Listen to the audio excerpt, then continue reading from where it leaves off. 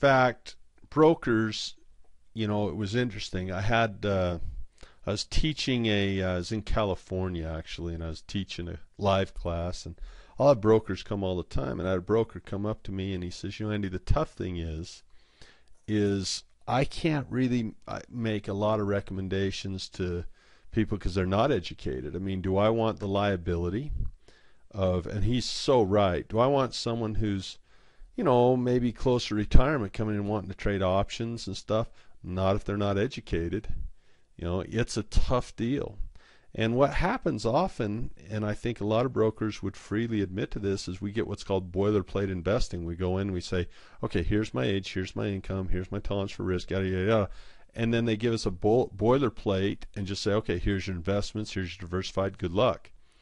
And what happens is you get to a crossroads, which many millions of people are at right now, where you have a crossroads where you got a choice between A and B, and here's your choice. A is you curtail your goals to fit a strategy that you're in now, which usually means you sit down with them, you say, okay, well, we're going to have to work a little longer, more years at the office. We're going to have to live cheaper and save more money, and we're going to leave less as a inheritance to our children. And so what they do is they take the big goals and the fun goals and the country club and the world travel and the beach house and all the stuff that you and I would really like to dare dream about, and they just take it away and they say, look, it's just not realistic. These mutual funds are only likely to perform this well, and they might not even perform. They might wind up down like this. And it's rough because they curtail strategy. Okay, choice B is education then. We say, no, I want to have this life I dreamed of. I only live one time, and I don't have an opportunity to live 2 and 3 and 4 lives unless you maybe come back as an ant or something, and then you might get stepped on. So, as a human being, you get one shot at this thing, and we want to learn strategies maybe to fit our goals. Well, the problem with that is if we want goals that or strategies that provide us more income faster, we will be usually using some type of leverage, and that means more risk management. That means more active involvement. And I, for one, like choice B simply because I don't want to let go of that stuff. I like the idea of having a cool lifestyle. I like the life I have right now, and I don't want to give it up. In fact, I want to improve on it. And so working longer, living cheaper, leaving less to the family is not an option that I like. I'd rather say, okay, if I need to be more aggressive, and I'm going to talk a lot about leverage now, okay? But a lot of people are running out of time, getting close to being empty here. They've got to choose which road they want, and I like the road of education. That's just my personal preference, and I think you're probably the same. So let's say I want to go to Hawaii, and that's my goal. How do I get there? Well, here's the thing. You've got to choose a vehicle. And going back to this, if you're riding a bicycle, then you've got to live with what a bicycle can give you, or you got an upgrade to a better vehicle. Choice A, well, looking at this bicycle we've got set up and we're riding, this is the radius of which you can travel. Okay, well, I want to learn to fly the space shuttle. Well, that's more risk. Space shuttles are more complex than bikes, right? So that's kind of the analogy I want to make here with, as you choose your cash flow, and that's our topic, is cash flow.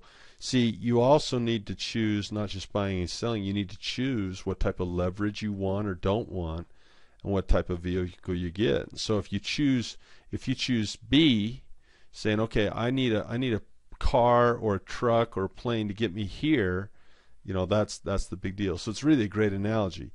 Let's say you want to walk to Hawaii. Well, you're going to walk to, you're over here and you walk to the water's edge here. Maybe we're in San Diego. That's a nice place to take off. Or maybe swim out of the bay in San Francisco. Now, you're going to have to swim a long way and walk a long way. Probably not the best way to get there, right? Certainly not a lot of people get hurt walking. You just can't walk very far.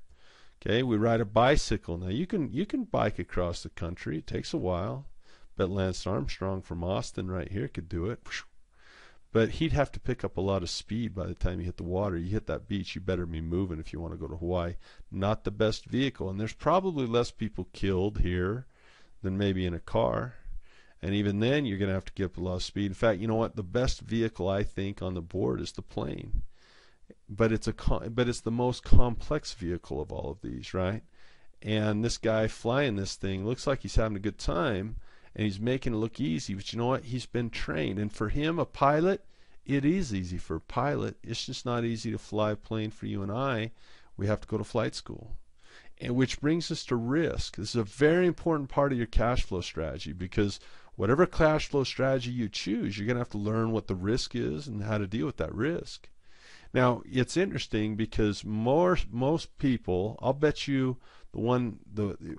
more likely to get hit by a car, fall off your bike, or die in a car wreck down here. And I'll bet per travel, this is probably the safest. I don't know that. I know it's safer than car travel, but this is probably the safest. But understand there's a couple questions we need to ask here. First, what vehicle do you want to use? What cash flow vehicle do you want to use? You got your fundamentals. We'll call that fundamentals, and FA, fundamental analysis. And then you got your technicals, right? You got technical analysis, and that is, where you're at. Okay?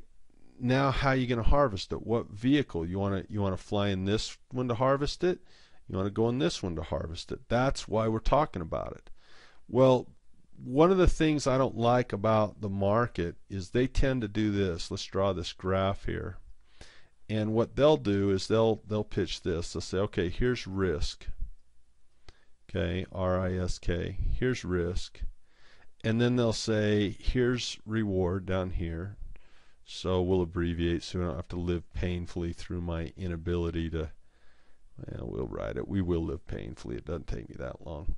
So here's our reward.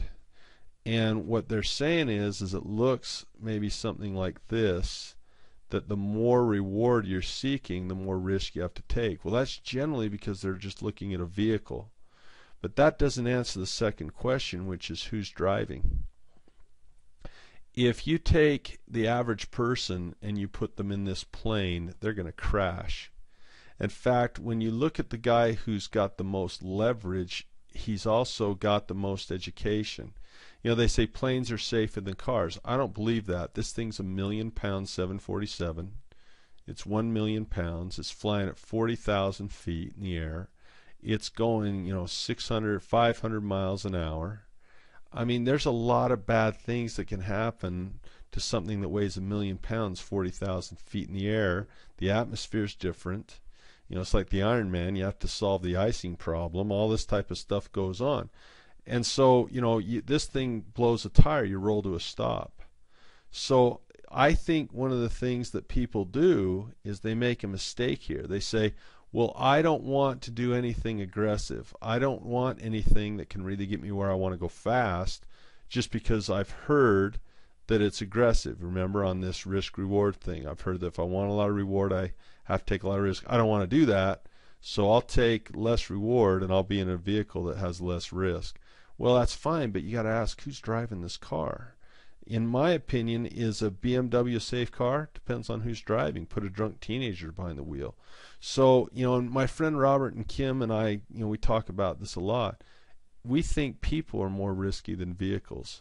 I'd rather be in this plane with someone who really knows what he's doing than in this car with someone who doesn't know what he's doing.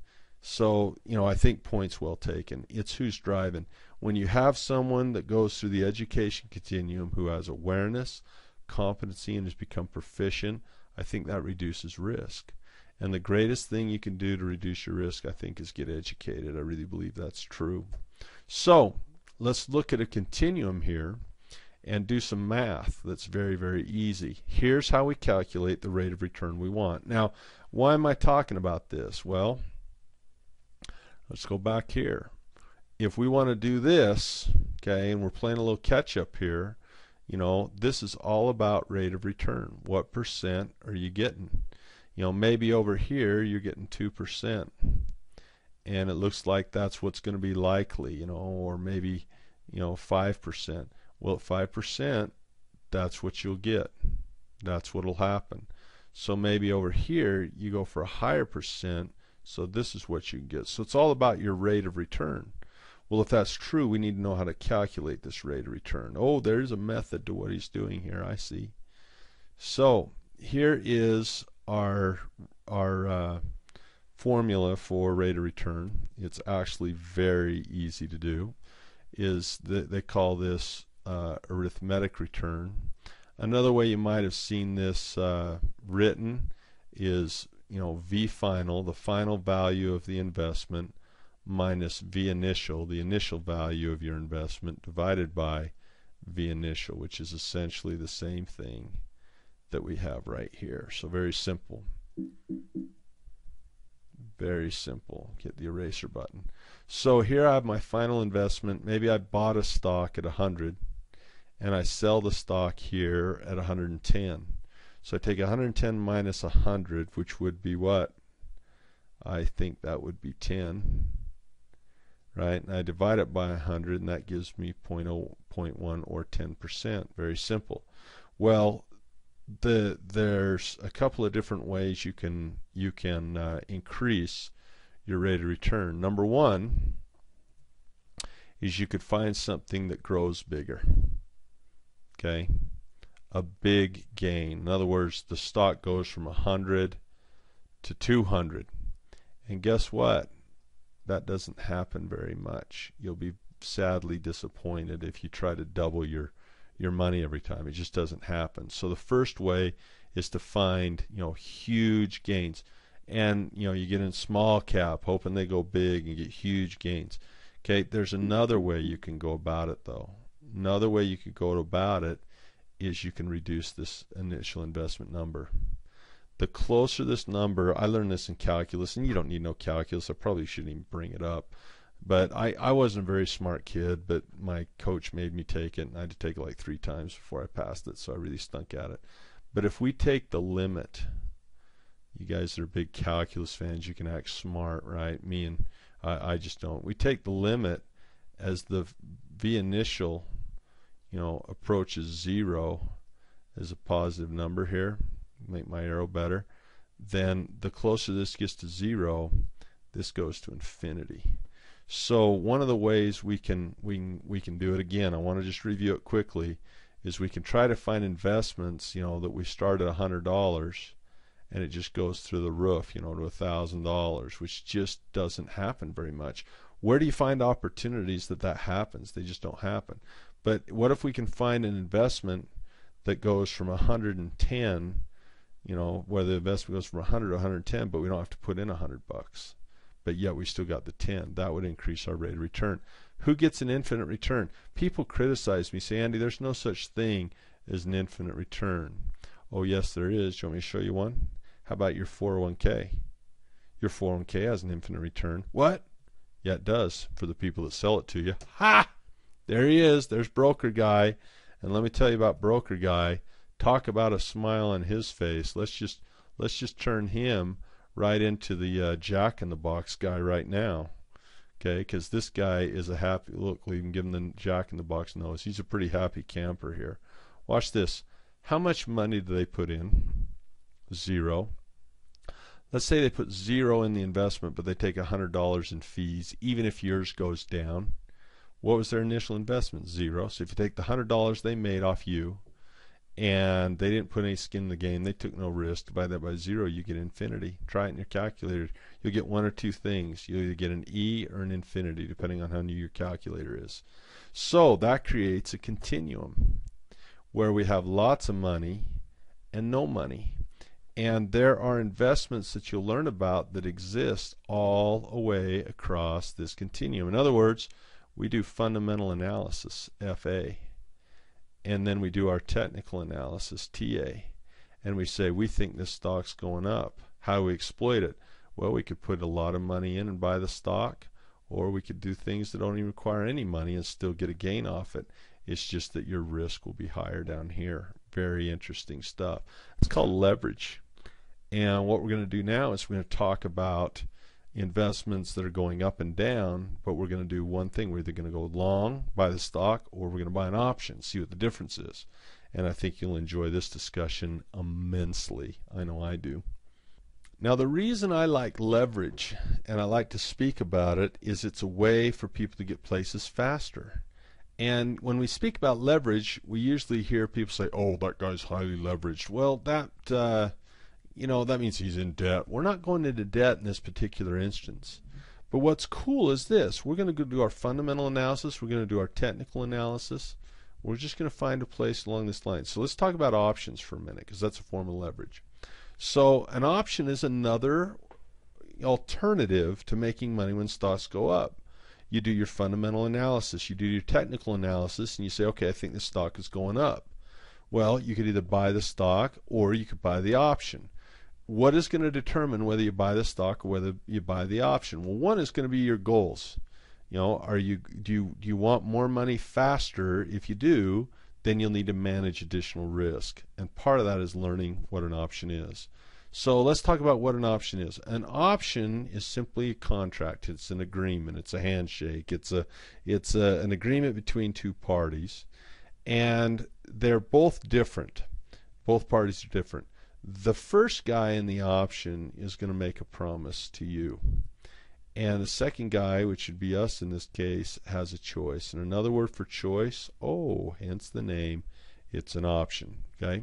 And I think to illustrate how these agreements work is I'm going to use an example that's very silly. It's cartoons, right? But I think it helps people understand it much better than using stock at first. Kind of like we did with the cell phone. A silly story, but it helps make a point before we get clouded in stock. So here we go. Let's say that this guy over here that's well dressed, well, of course he's well dressed. He's a tailor. And he's got a tailor shop. And we see behind him in his shop there's a tuxedo. It's looking pretty nice, $1,000 suit here. And you're interested in that suit. It's on sale for $1,000. Now, you can just whip out $1,000, boom, hand him cash and buy the suit if you want, especially if you think the suit will grow in value. Maybe you sell it to someone else for $2,000 someday. But first we got to get a bias, and we think the suit's going up. So once we think the suit's going up in value, we have to decide how are we going to harvest this information? How are we going to harvest our fundamental and technical analysis? Well, one of the things that we could do is we could say, I want to buy the suit. Another thing we could do, though, instead of buying the suit, is put it on layaway. Now, if you're from the United States, where I'm from, you probably understand the term layaway. But if you're outside the United States, which is often the case here, you and I are speaking across the ocean, and I will teach this in the great UK, the United Kingdom, from time to time, across the pond there. And I remember I was in the UK once, and I said layaway, and a lady said, "Layaway, what's layaway? We don't know what that means." See, I don't even have a good British accent. That's terrible. And she said, "I don't know what layaway means. Please make that clear, sir." And I said, okay.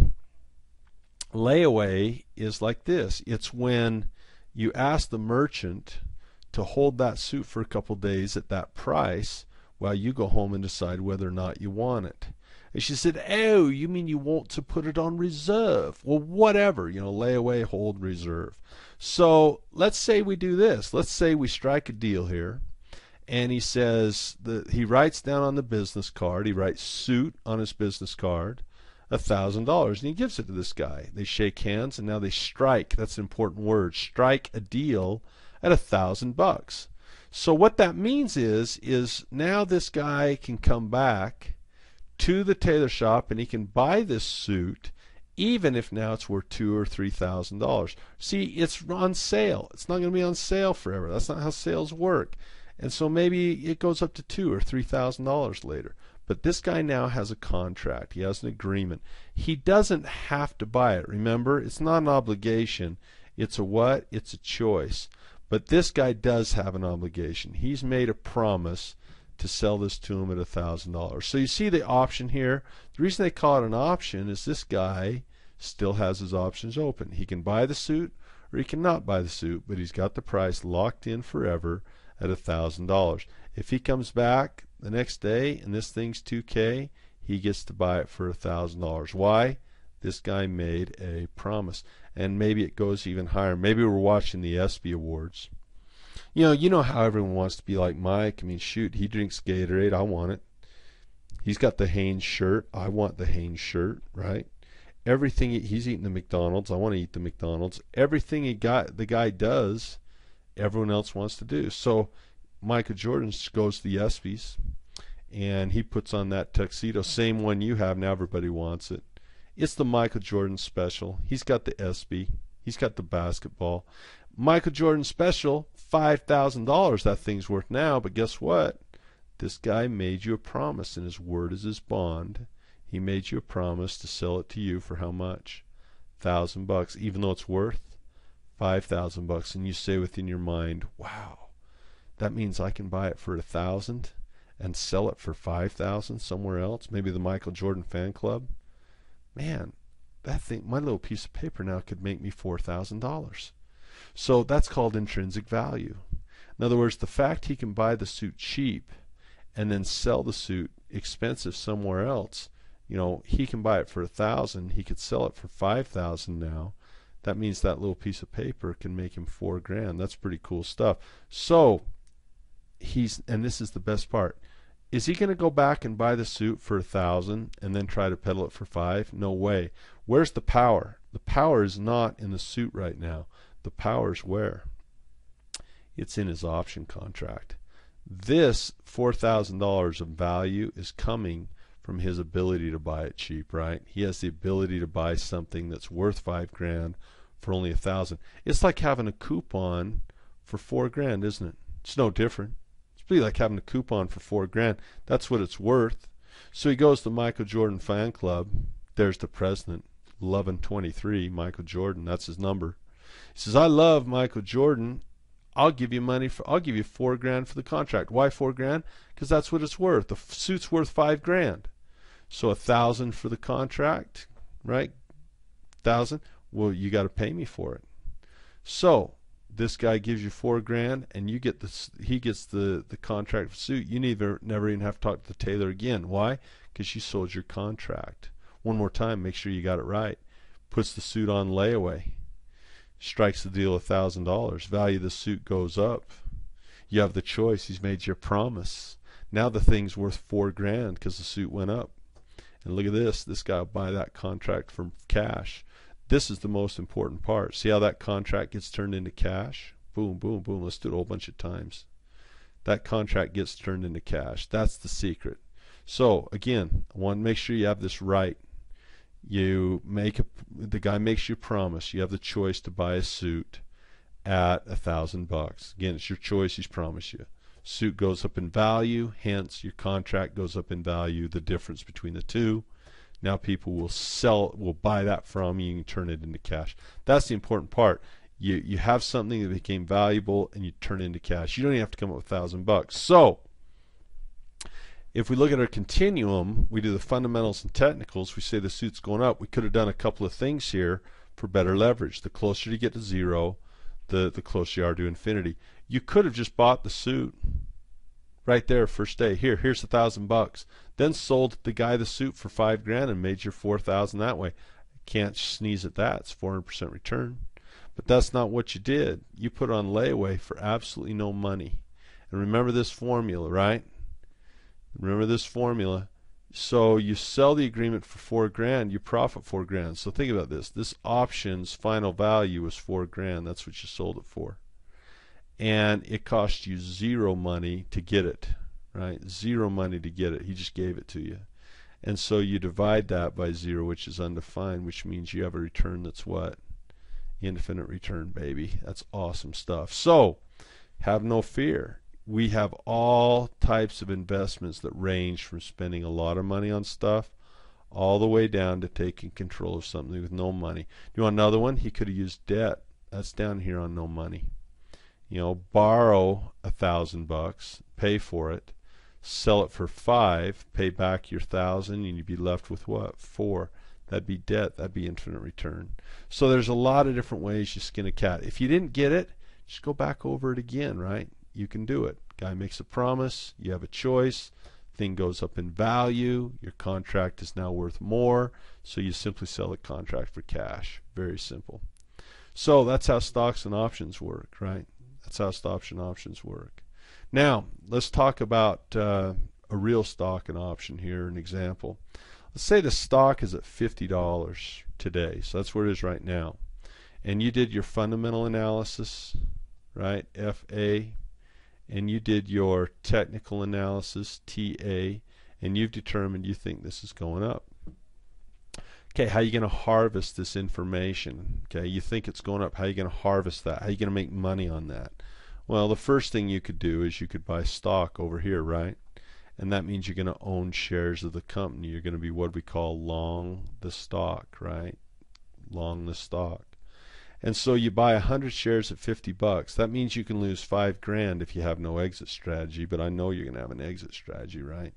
So you could lose 5 grand, but you won't because you're going to have exit. Stock does what you want it to. You know, it heads on up here. Wham! Goes up. Now it's worth 100 bucks, so you can sell it 100. Now you turn your 5,000 into 10. So your reward was $5,000, and your risk was $5,000, and your return was like 100%, wasn't it? 100% return. So that's called a one bagger. Congratulations. Okay, over here though, another thing you could do is instead is buy the option. And an option on a $50 stock like this, run you about $3 is all. That's it. Gonna run you $3. You're gonna have to buy 300 of them though. That's where your leverage comes. There's 100 shares per contract. You know, if you buy eggs, they come 12 to a dozen. Why? Because that's how they're packaged. Besides, you look dumb. Can you imagine us going to the checkout line, you and me? 1 egg, please. That's not gonna work. So they come packaged. Well, options, you know, the choice to buy at a set price, you got to put 100 shares on layaway at a time. So that's not too hard to understand. And so if you buy one option and 1 share to put on layaway costs you $3. See, they don't just put it on layaway. You go to the market maker and say, hey, I don't want to spend this kind of money on it. I just want you to put it on hold for me. Right? I want you to put it on hold. I want you to put it on layaway at this price. And I want you to do it for 2 months.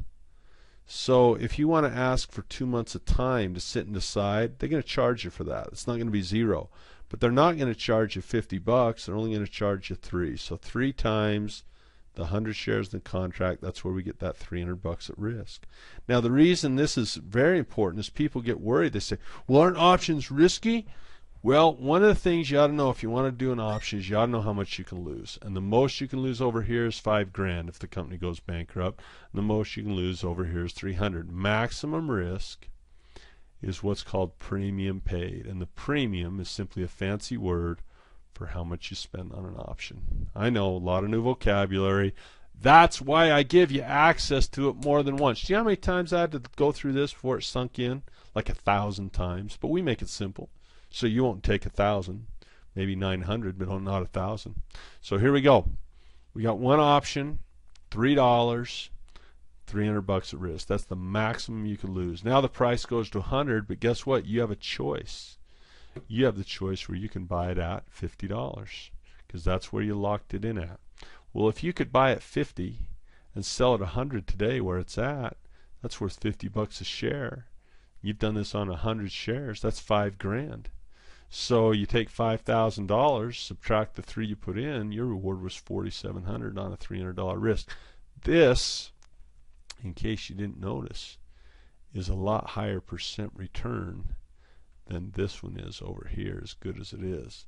So all I want you to learn right now is, look, it doesn't really matter if you understand, you know, premium yet. It doesn't really matter if you understand an option perfectly yet. What you do need to understand is that when you do a fundamental analysis and you do technical analysis, you're going to have a stock opinion.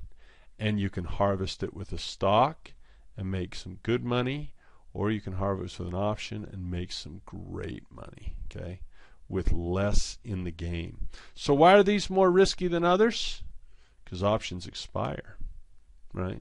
But let's look at the comparison here. So here we did our fundamentals, we did our technicals, we got a bias that we thought the stock was going upwards, and we had 2 choices. Choice number 1, buy the stock. Buy it at 5 grand, sell it at 10, profit 5 grand, 100% return, double your money. Or you buy the option. What's another word for option? Choice. In other words, you didn't buy the stock, you bought the choice to buy the stock. At what price? $50. So you have the option to buy this at $50 anytime between now and expiration. Well, when that stock went up to 100, you still had the right to buy at 50, and you were able to do this on 100 shares. So that means that agreement, since you could buy at 50, if you could buy at 50 and sell at 100, that means you can make $50. And on 100 shares, you had 2 zeros. That's $5,000. That's what that agreement is worth. So you sell the agreement for there, your profit, 300 in, 5,000 out, $4,700. That's like a 15. I mean, if I was the Rain Man, I could do it perfect in my head. But that's like 1,566% return, something like that. So pretty decent return. We'll keep going over it. Leverage. Why are they risky? They expire. See, you buy this stock and it goes down, you still own the stock. You're down 10%, you're down 20%. Hey, baby, you don't get that thing going where it needs to go by the time it expires. It's worthless, right? You don't have the right to buy it after it expires. So that's why these are often considered more risky. At least one of the reasons is they can expire, right? And they have that expiration date on them. Here's an example of what they look like. This is called an option chain, okay? See this right here? Option chain.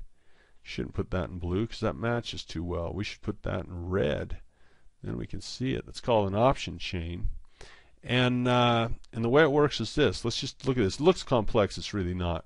Right here, we're going to see something. We see the expiration is for October. Okay, so these option contracts will expire in October 2011. And we see all kinds of numbers here. On this side are call options. That's what we're going to work on for right now. On this side are call options. And down the middle, I see different prices I can put it on layaway. So example, this is Microsoft. And the last trade we made on Microsoft, it looks like, was at 25.51 right here. That's the last trade we made. So let's say I want to put this on layaway. Okay. Well, I can come down here to where this purple one is. Very easy.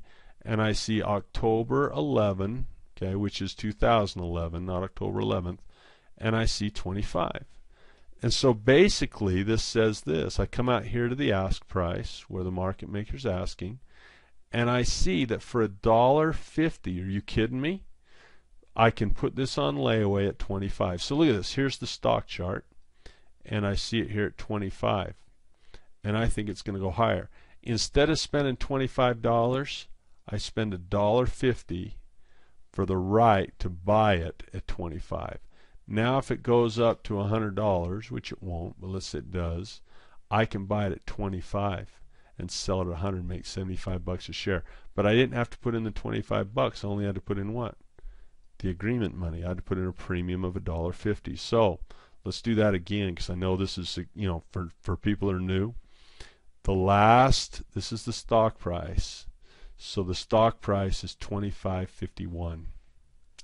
I can put it on layaway at $25 right here if I think it's going up. So again, I have two choices. I can buy the stock, right? Let's just write this as best I can with the mouse. I can buy the stock if I think that'll get me close to my goals, and that's going to cost me $25.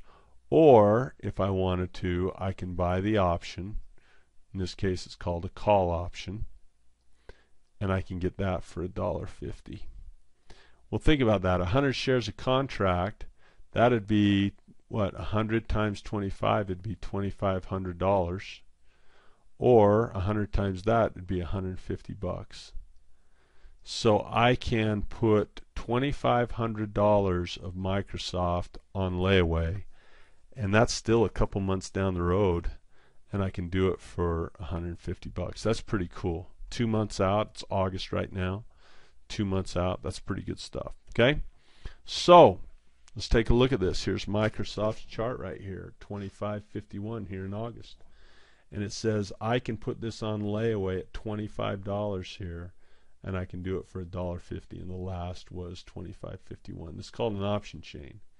Okay? So if I think, check this out. If I think this can hit 28 again, say I think there's going to be some technicals, I got support here, I think it's taken off. I hear some good news. I see their balance sheet looks good. I see the fundamentals look good. Maybe the broad market starts shaping up. And in my mind's eye, I see this thing going to 28. Well, I can do two things. I can buy it for 25 and sell it for 28, try and make $3. Or what could I do? I could buy it and put it on layaway for $1.50 and let it shoot up. That means after the fact. Now think about how cool that is. Because look, if I buy it at 25 and I buy 100 shares at $2,500 and it shoots up to $2,800, right? 28 bucks times 100 shares. That means I make $300. If I could write a better 3, let's write a better 3. I can make $300, but here I put it on layaway for $1.50, which would be $150, right? Well, if I can buy at 25 and it's worth 28 today, what's the intrinsic value of that option? $300. And so here I make, you know, a decent return, maybe a little over 10%. Here you've doubled your money. Unbelievably cool stuff. So you see why people might like the option. People say, hey, gee, why doesn't everybody do the option? I don't know. I usually do the option. More risk, I guess. So let's go through it. Here's your stock price. Now let's learn some things about this. So your stock price is $25.51, and that would be here. Your strike price is $25, and that would be here. So this is the price you can buy the stock at, and this is the price you can hold it at, put it on layaway at. So make sure if you don't get this, just keep going through it. You'll be fine. You can email me. I can explain stuff if I need to. Okay, so anyone can buy at $25.50. That's the market price. But only you can buy at 25 if you have this option. And how much will it cost you to get the option? You got it, the ask price, $1.50. So a person can buy it, you can buy it 25. You can sell it at $25.51 today.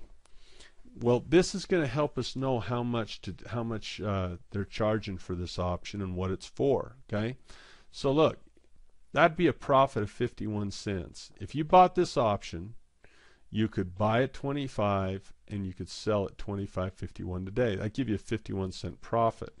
So what that tells me is this has an intrinsic value already of 51 cents. So I know that of this $1.50 I'm paying, 51 cents of it is simply because of the value that it has right now. Hopefully that makes sense. Let's do it again. I'm into repetition. I know you have the right to buy it at 25. Today it's worth 25.51, which means you can immediately have a profit of 51 cents. Okay? They're going to charge you for that. They're not going to give it to you. So that's intrinsic value of 51 cents. Now the price of the option is $1.50. So if 51 cents of this, you know, is for this value, here's the question. Why are they charging me $1.50 for something that only has an intrinsic value or profit of 51 cents? Well, remember, I get to hold this for 2 months, right? It's only August. I get to hold this till the third week of October here. So what that means is this could go higher. That's potential. That's called time value. So they're charging me 51 cents for the intrinsic value, and the other 99 cents, what's that for? That's for time value. So I can always tell how much time value is in an option. This is going to be very, very important for us to understand, is that options give us time. If we go way back to the tailor's example, what did I want with the suit? I wanted a couple days to decide. I just wanted some time, right? And an option contract simply gives me some time to let the thing develop before I have to make a move. And so this time value is 99 cents. I know that if I can buy it at 25, and today it's worth 25.51, I have intrinsic value of 51 cents. So those are the two types of value that make up an option. Time value plus intrinsic value equals what? What you're going to be paying. So basically, in a nutshell, think of it this way. I'm paying for two things. I'm paying for time to watch it, and I'm paying for whatever it would be worth today. You add those two together, you get an option premium. Review it, go over and over it. Soon it'll be natural. You have it just like that. So let's do a hypothetical example, and let's see how cool this could be. This is T. Rowe Price. And what do we have right here? Technical analysis. This is called an ascending triangle, and this is called breaking out of an ascending triangle. We're almost at 5250. So what do we do hypothetically? Well, we get a 2-month option on this, 2 or 3 months, right? So for the next 2-3 months, maybe we get a 4 or 5 month option on this. I looked it up to make it realistic. So here we have a premium of $5.80, okay? And the stock is at 52, and we can buy it at 50. So what does that tell us? That tells me if the stock is at 52, that's the price, but I have a contract to buy it at 50, how much intrinsic value is that? If I can buy it at 50 and it's worth 52, I have what? $2 of intrinsic value. They're charging me $5.80, so I know what? $3.80's time. Now here's what you got to understand. We're going to go out here, and someday this thing's going to expire. Okay? And we got to understand that this $3.80 is going to melt away. So by the time this hits expiration, the time value will be up, would be 0, and the only thing we'll have is what it's worth. So if this were to expire today, what's it worth? Well, I can buy it 50 and I can sell it 52, so today it'd be worth what? $2. But luckily we still have a lot of time for this to go up before expiration. So let's watch it. Oh, look at that. Another month goes by. Now notice what might have happened here. Now it's $61 here. Notice the price is at $61. But you put it on layaway for what? $50. So even though it's at 61, that guy made a promise to you that you could buy it for what? $50. Why did he make you that promise? You paid him $5 for that promise. That's why. So now we can buy at 50, but it's worth 61. Well, if we can buy at 50 and we can turn around and sell it today at 61, that's $11 of intrinsic value. Okay, our time isn't quite as long as it was before, so we're down from 380 to 250 now, and so the premium might be 1350. So we've gone from 1150 plus 250 is 1350 premium. So notice how we're losing time value, but we're gaining intrinsic value. Up we go. Okay, so maybe it's a 5-6 month option. Boom, now we're at gap up. We're at $71, let's say. Well, we're at $67.50, let's say. Or we'll call it 68. So the stock's at 68, but you can buy it what? You can buy clear down here at 50. That's where you put it on layaway. Isn't that cool?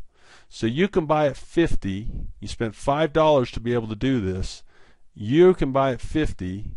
The stock's worth 68. That means you make $18 if you exercise this option. Of course, we're almost out of time. $1.20, so the total premium $19.20. Look at that, $71, and you can buy where? At 50. So this is a real stock. So if you'd have put this sucker on layaway at $50, you could now buy at 50. Even though the stock's trading at 71, you have a contract where you have the option to buy at $50. That was the original agreement. And now you could sell at $71.10. That's $21 you'd make right there. Isn't that right? So we know that this option's got to be worth at least 21. It's got just a little time left before it expires, maybe 60 cents worth, so your premium, you can now sell that option, or what we call exchange that option. Remember, you don't have to come up with the $50. There's this place called the Chicago Board of Options, what? Exchange. And so you simply take this option there, you know, you do it electronically, and they'll give you $21.70 for it. Isn't that ridiculously cool? So you just spent $5.80, and then it jumped to $13.50, then it jumped to $19.20, then it jumped to $21.70. Started out with $5.80, where all you were buying was what? $2 of intrinsic value, 5 or 6 months of time. Boom, boom, boom, boom, boom, boom, boom.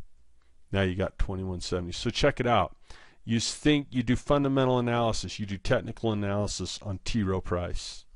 You see the ascending triangle, you think, I want to lock it in, I think it's going to bust out and make a run. So you could spend lots of money. Let's say you wanted to do 1,000 shares. Well, if you remember, T. Rowe Price was at 52.50, right? When we started, let's see where it was. It was at 52. So 52 times 1,000 shares, that's going to run you $52,000. Now, when it went up, it ended at 71.10. So 52 times 1,000 is 52 grand. Goes up to 71 times 1,000, 71 grand. So you made a profit of 19 $36% return in 5 months. Pretty good. But you could also buy the option for how much? $580, right? Times 1,000 shares would be $5,800. And over here, $5,800, but you get a sell agreement for what? For $21.70 times 1,000. So your profit's $15,000 for 274% return. Now, if you're not getting all this, strike price and premium and intrinsic value and time value, do not worry about it. The rewards are worth persevering through it to learn it.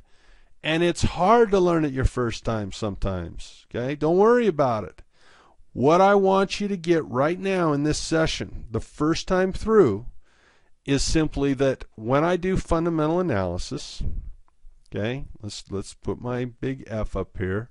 When we do fundamental analysis and then we do technical analysis, we now have a stock opinion. We say, okay, fundamentals look strong, PE looks good, PEG looks good, earnings look good, technical chart looks good, got an ascending triangle, we think it's going up. At that point, you can choose a strategy that takes lots of money to harvest the move or less money. That's all I want you to understand right now is you have a choice for leverage. And I like the option because it gives more leverage. Here I spend $52,000.